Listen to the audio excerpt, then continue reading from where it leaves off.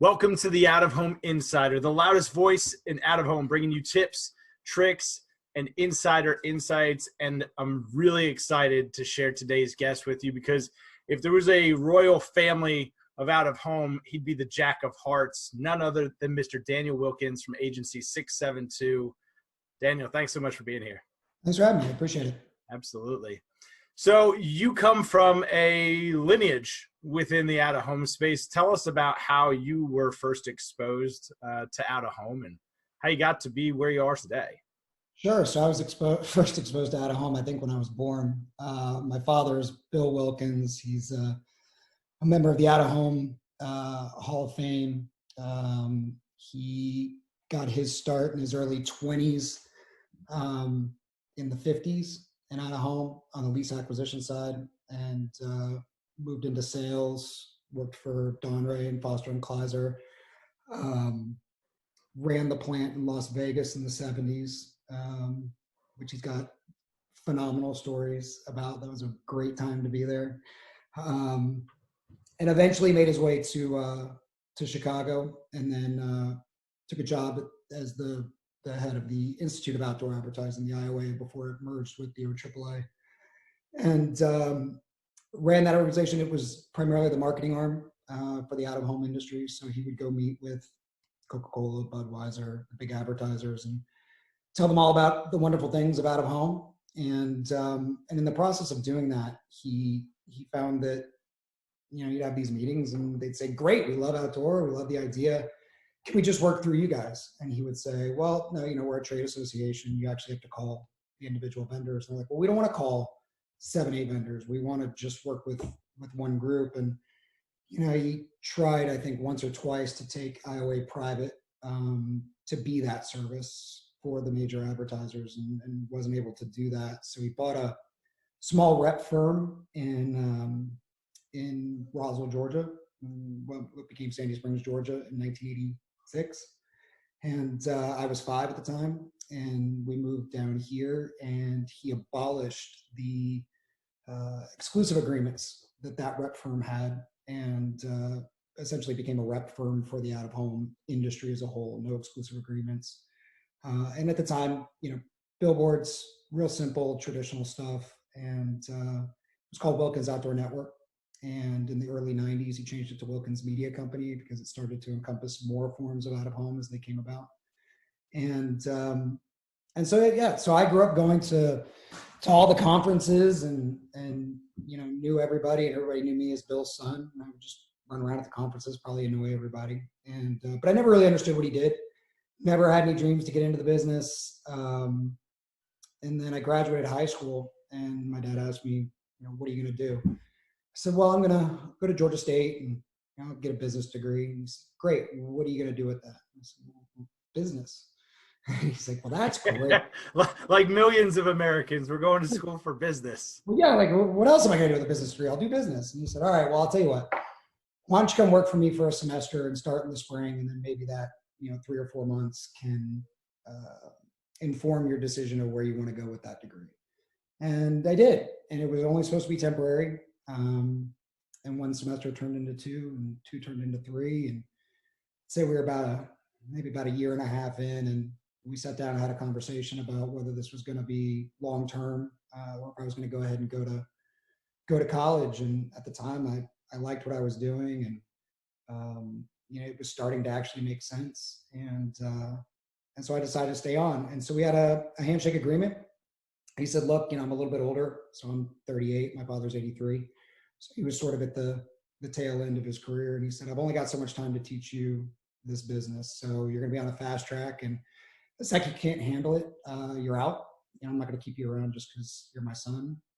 Doesn't mean I don't love you, but that's the way it's got to be." And he said, "But at the same time, if you don't like it at any time, just tell me, and you won't hurt my feelings, and we'll part ways." And so we did, and that was that. And I worked in every department of Wilkins Media Company: accounting, contracting, marketing, sales, management, and moved to New York, did sales in New York for Wilkins in the early 2000s, and then came back and was running the company from 2006 2007 till we sold the business in 2012.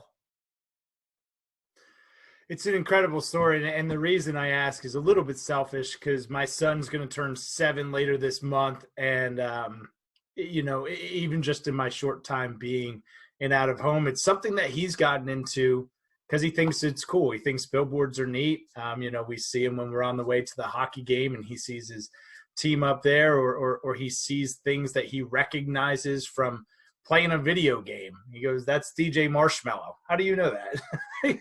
Well, from Fortnite. So there's this great social connection. I appreciate you sharing your experience coming up through that. Was there ever a point where you're like, you know what, I don't think this is for me? Or did you just know it was in your DNA?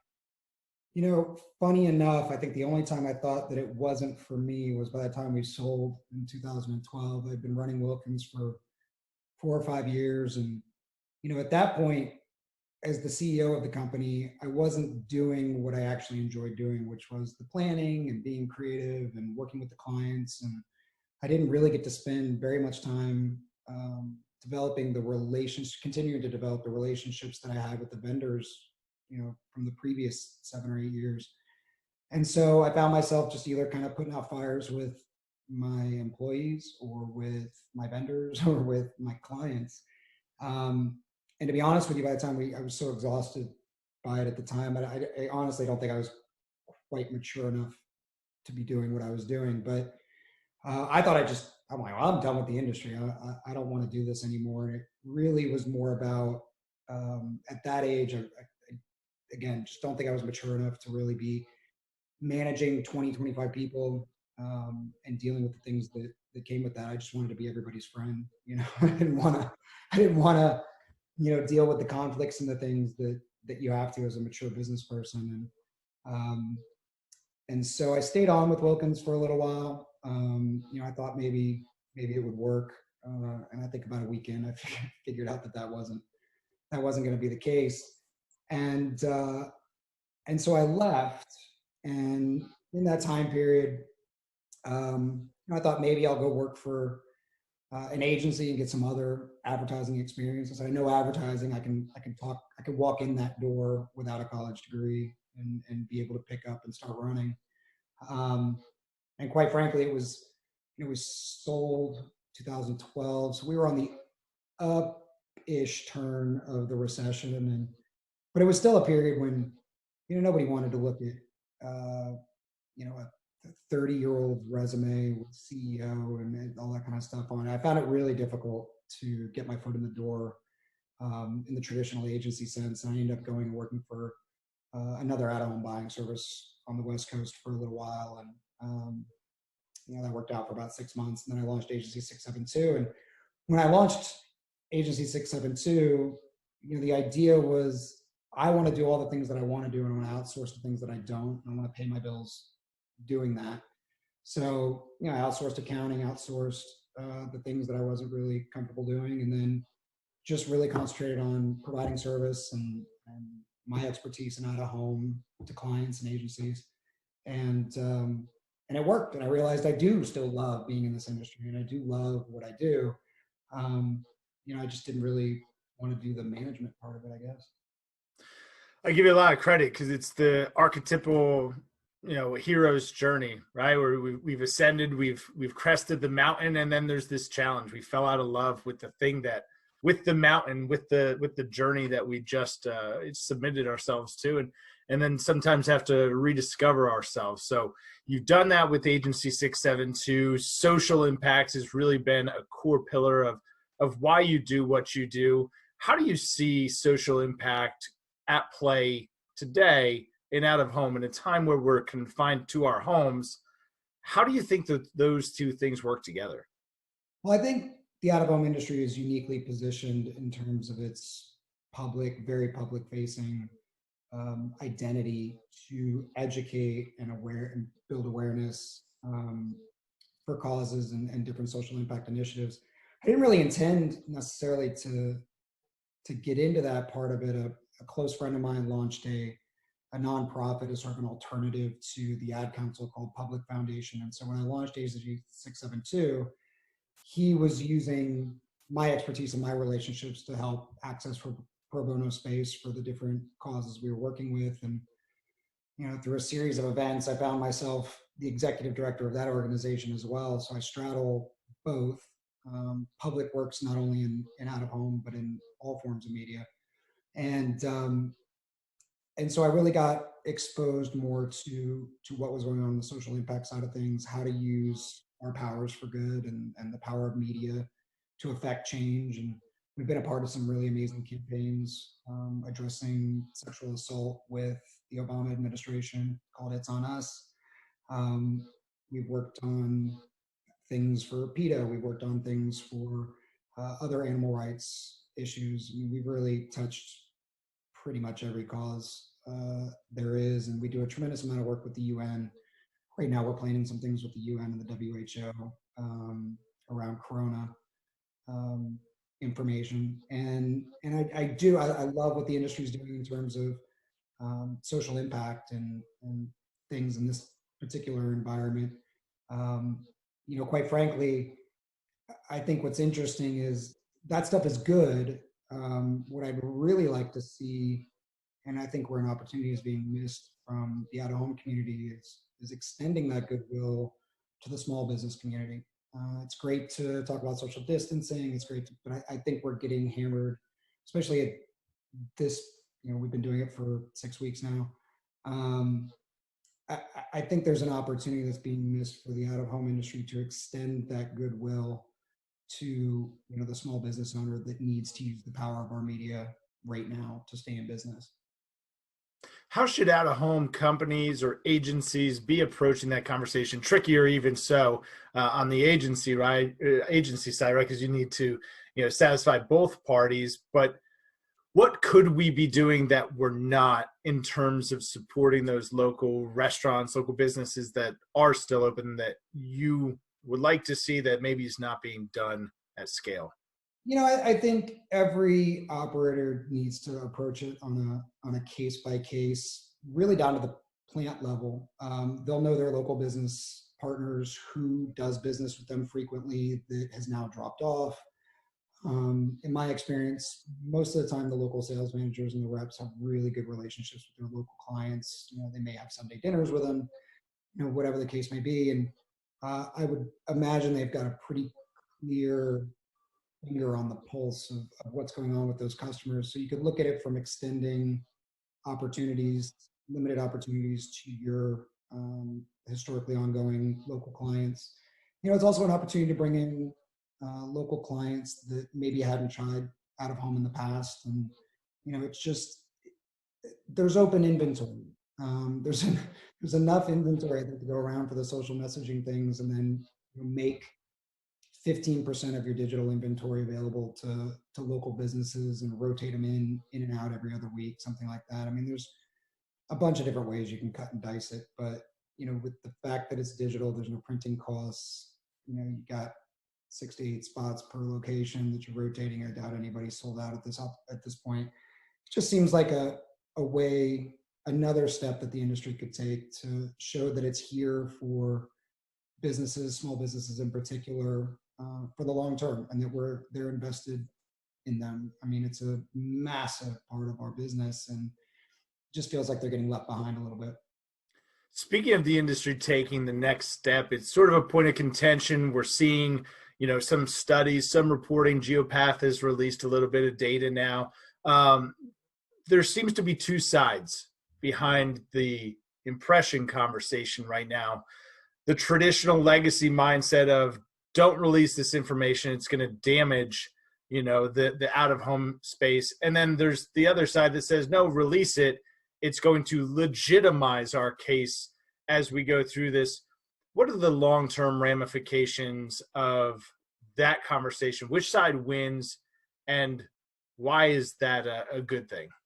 I think honesty and transparency, especially within the out-of-home community, wins out long-term every day. I mean, the rub on out-of-home has always been sort of the fuzzy math behind the numbers. And this is an opportunity to show transparency, to make the adjustments in the impressions, make the adjustments in the rates, keep advertisers on the space. And if you're transparent and they understand and everyone agrees on the numbers that are reduced, then to me that logically says that they should then, when things start to turn around, have faith in the numbers as they come up and be willing to pay more accordingly. That just seems like a logical relationship to me. I think that also allows us to start moving towards raising the rates more quickly. I mean, I think we know people are on the roads. Advertisers don't think they are. We do know they're there. So the sooner that we can just say, look, it's not as bad as you think. Here are the numbers. Here's how we got there. Okay, that makes sense. Here's how we've adjusted the rates accordingly. Okay, that makes sense. And then as soon as things starts to turn around, we can say, okay, look, things have gone up 20%, so rates are going to go up 20%, whatever the relationship is. It allows us to get back to normal quicker. If we pretend that there isn't an issue, people are going to continue to think that we're not transparent or that we're hiding something, and they're not going to trust what we're saying. So that when we come back and we say, no, people are back, they're going to say, well, all right, maybe. And it's going to be on their terms of when they feel people are back, not on when we tell them through data when they are. And you can't sit here and say, we're not going to release the data. And then surely you're going to release the data when the numbers come back up. So it's like, why didn't you? You have to be transparent end to end. And I think that builds trust long term. And it really starts to change the conversation around how out of home addresses its numbers. That's been a legacy issue. This is the perfect opportunity to do that. And I think we're a little late. It's good to see that Geopath released that data. I think it's a step in the right direction. We're not quite there yet, but for the last 3 or 4 years, we've been talking about programmatic and how we've got our finger on these numbers and the data is so rich and we know everything that's going on. And then all of a sudden, nobody can come up with the numbers. And that to me is a little, I'm in it, I'm committed to it, and I'm still scratching my head saying, I don't understand that. Sure, it just does. You got the whole equation, but it doesn't add up. It doesn't quite make sense. So, and on that transparency, you talked a little bit about the business model ish of Agency 672, right? We're going to outsource the things that we're not necessarily the things that you want to do. Let's focus on the things that we do and keep the passion pure. What is it that makes Agency 672 so unique for advertisers, for your clients? So I think it's the one-on-one direct conversation with the business owner, the decision maker, 20 years experience in the business. We've won accounts, maintained accounts, competed against some of the larger buying services that have 50 to 100 people in them. And, one of the things that we always come back to is you're more responsive, turnaround is quicker. We know that we're getting a decision. I get to make the decisions about my business directly with my clients. It's not necessarily a young buyer and things like that. That's not to say that there aren't advantages to having a large staff and a big buying team and all of those types of things. But I think where we really stand out is in the service side of it and how nimble and quick we can move. I think that's been a unique condition of our current environment is that it's really snuffing out the teams that are able to deliver a high-end customer experience because it's in their DNA, right? This is just a changing of format. It's just changing the way we interact. The teams that weren't necessarily good at have certainly been challenged by this. Daniel, you're on record 5-6 years ago talking about digital screens becoming more interactive, that as a trend for out of home, and you were spot on. We're in, I hate to use this term because everybody is, we're in unprecedented times. What's your prediction 5 years from now? How is out of home changed from this? 5 years from now, I think if we're going that far out, I think in terms of getting back to the growth and to the robust business environment that we had over the last couple of years, I think we're back there.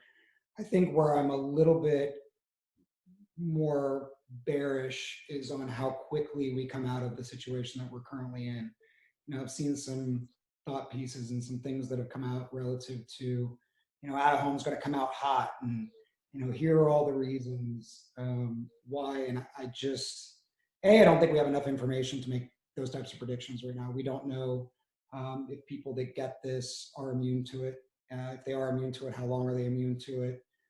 We don't have a reliable treatment for it. There's talk of a second wave coming in the fall, potentially. So I think until a lot of those questions are answered, we can't even get to then, well, what does life look like as we start to go back on? I mean, a lot of those thought pieces that I read seem to assume that we're just going to flip back on the light and then it's going to be this V shape in terms of, our decline and our coming back. And I hate to be pessimistic about it. I think I'm trying to be realistic, is that I just don't think it's going to be that way. I don't think right out the bat we're going to be allowed to go back to restaurants. I mean, you could say, well, you can social distance at a restaurant, but can you? I mean, you're still sharing bathrooms.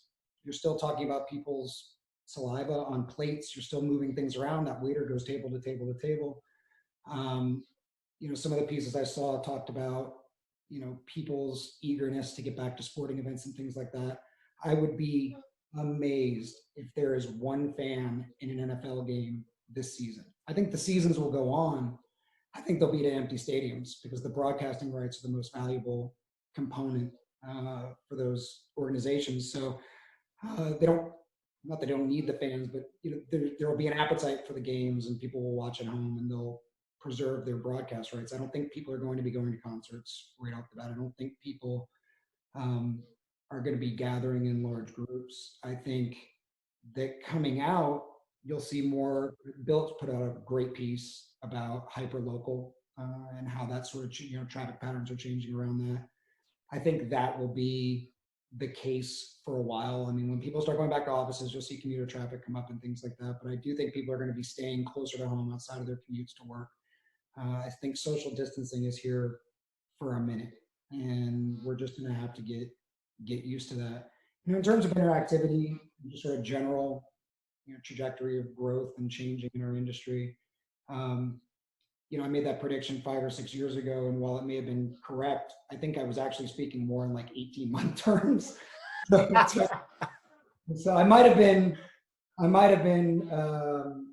macro correct, but I was thinking in the micro. In fact, in 2008, I launched the first private division that just worked. It was called N Squared, and all we did was the digital play space, and was really placing a bet that was going to take off. And the way I looked at it at the time was these are mini cable networks, right? You've got specific audiences that go to specific types of venues. And my bet was, well, you'll see content start to represent that, right? You'll see custom content made for these environments, for these particular viewers, and then the advertisers will follow, same way that they do on television. It just didn't happen. It's like weather, news. Sure. Like I get that on my phone, and what's really started to happen since then is if I'm standing in line somewhere, I'm on my phone.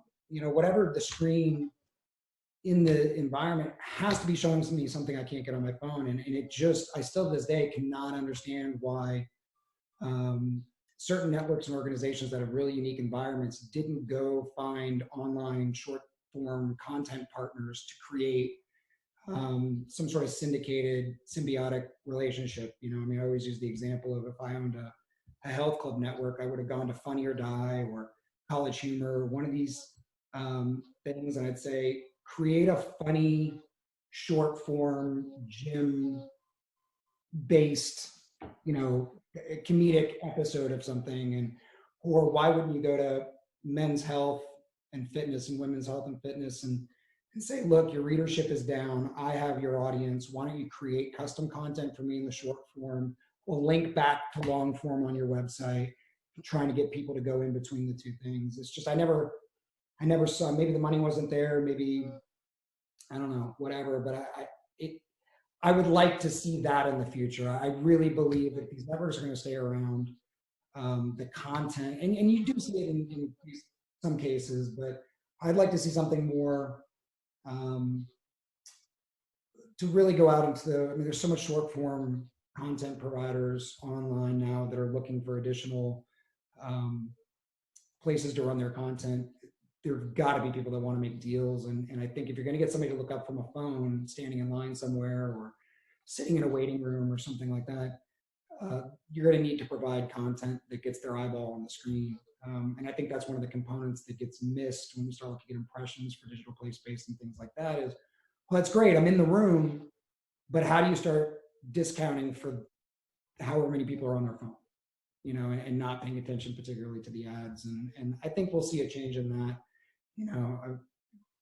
I just couldn't imagine these screens stay around, do well, and continue to just run weather. Makes sense. And it tees up perfectly for my question about measurement, not just for the place-based screens, but we've seen it across the board, right? Advertising spends compressed, makes sense. IAB put out a great report on it. With out of home, and there's still being that question about measurement, what needs to change in the conversation right now to facilitate a successful platform when advertisers do get back into the game? For even just local, small business owner, why should I do a billboard instead of a Facebook ad? What should operators be focused on? Is it training? Is it education for their teams? Is there something more we can be doing as an industry to educate the small business owners of how out of home works? Where do you see an opportunity there? I mean, I think the most immediate opportunity, while technology continues to evolve into a way that allows us to measure out of home more accurately and more similarly to what we see online, is to talk about how, not necessarily either or, right? Out of home is a 1 + 1 = 3 proposition. And we never go into a client and say, yeah, look, I see what you're spending in digital. Listen, you don't need to be doing that. You need to be moving that money into out of home, and these are the reasons why. It's always well, let me know what you're doing. Tell me what you're doing. What's your current strategy? Okay, here's your current strategy. Great. Let me tell you about how outdoor is going to goose that for you. Let me show you how much more effective your dollar is going to be.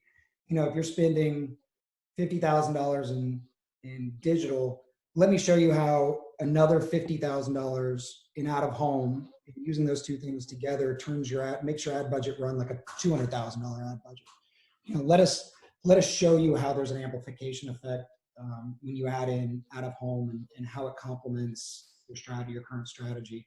And I think that is the place where the salespeople should really be focusing on, is they really need to go learn more about online and more about how other media positions itself to advertisers, and then really get to know that media so you can talk about the ways in which out of home can enhance it. It's really difficult to go in and talk about how out of home is going to enhance a digital budget, or even if you want to go in and fight against a digital budget and make an argument for why they need to move money out of it, you need to understand what you're talking about. I've seen a lot of conversations about, ad fraud and fake impressions and all those types of things. And that's true, that does exist for sure in online. But if I'm buying online, even if there's fraudulent ads, I still know with certainty what is working.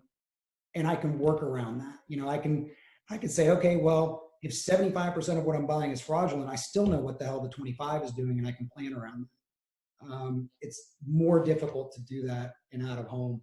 And so, technology's changing, things are changing. I have concerns about, if the mobile companies move away from IDFA, which is how they identify an individual cell phone, mobile phone out in the world. If they move away from that, how does that affect the entire foundation that the metrics for our industry is based off of? It's based off of mobile phone data and watching travel patterns and where people go, and the cookies that are attached to that tell you who that audience is, especially in the programmatic side of things. What happens if they do away with that? What happens if that granular data isn't available? What are the workarounds? Do the workarounds work for our industry? That's something that I have my eye on down the road as a potential concern for how we're currently measuring and talking about our value proposition. But again, I think being really well educated about not necessarily who you're selling against, but who you're selling out of home as an enhancement for is key. I totally agree. It's something that I've committed myself to personally, and I do a weekly live session, and a lot of account executives from outdoor companies are attending, because it's exactly that conversation. Here's how out of home are just like Facebook ads, because your small business owner has probably done a Facebook ad. And if you can make this intelligent case to them, they'll go, oh, that makes sense. And we can create a conversation from there. So I'm with you. We'll continue to push that forward. Daniel, what are you working on right now? Is there anything you want people to check out, or how do they get in touch with you? Sure. So, I mean, you can check out our website. We launched a new website at the beginning of this year, www.agency672.com. You know, I got to be honest with you. I wish I could say I was working on a lot currently. You know, the RFPs have definitely dropped off. A big focus of mine has been the work with public and the things that we're doing around some PSAs and some different things in that area. But yeah, just check out the website, and you know, you can check us out on LinkedIn as well. We're trying to keep small business up to date on the different things through my foundation that I come along that have to do with lending and grants and different things that pop up for specific areas. I'm trying to post that kind of stuff as much as possible, just to keep, you know, the small operators and fellow small business people up to date on ways that they can access capital outside of PPP and, you know, an EIDL loan. And we'll link out to that in the show notes, so that anybody who is seeking that information out will make it really easy for them to connect with you. Daniel, on behalf of everybody listening, thank you for the time. Thank you for sharing your insight. If this has been helpful for you and your network, please, I encourage you to share it. And as always, go ahead and click the subscribe button below, and we'll see you guys next time. Thanks, Tim. Awesome, man. Thank you. Thank you. It was great. I appreciate it. That was fun. Very fun. You're doing great. How many